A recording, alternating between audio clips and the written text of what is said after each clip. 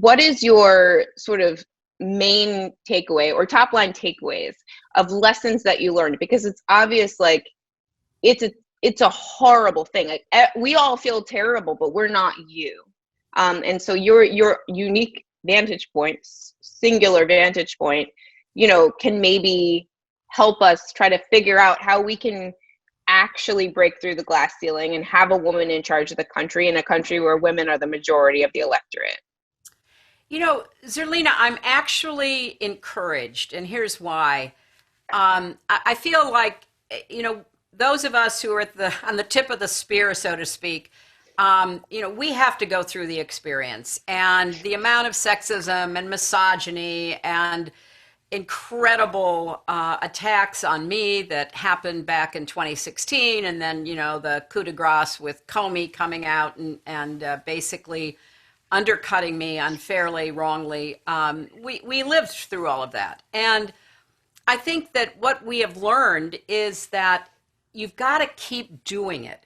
So, for example, I think Kamala will be our next vice president. I really do. And I think her being out there, along with the other women who ran in the Democratic primary this past year, have really begun to normalize the idea of a woman president, a woman vice president. And that's the first step. I mean, if it seems like it's the talking dog, like, oh my gosh, look, she can stand up and talk. She can be on a debate stage with, that horrible person, all the stuff that, we heard a lot about back in the 2016 campaign.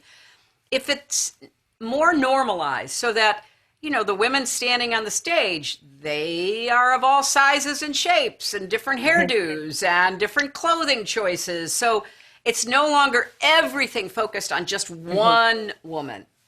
And then I think the awareness of the sexism and misogyny is so much greater.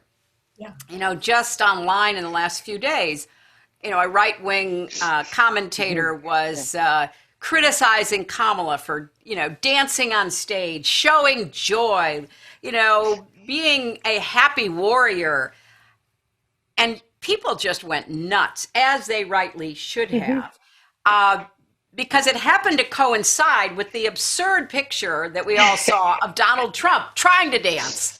Right. As far as I could read, both in what had been written and the comments to it, this commentator, who sadly, unfortunately, is a woman, who's been a right-wing Republican mouthpiece for a long time, she didn't say how absurd it was to see Donald Trump, kind of glumphing around the stage. It was all about Kamala. Oh, right. Can someone so frivolous, so, prone to being happy be our vice president?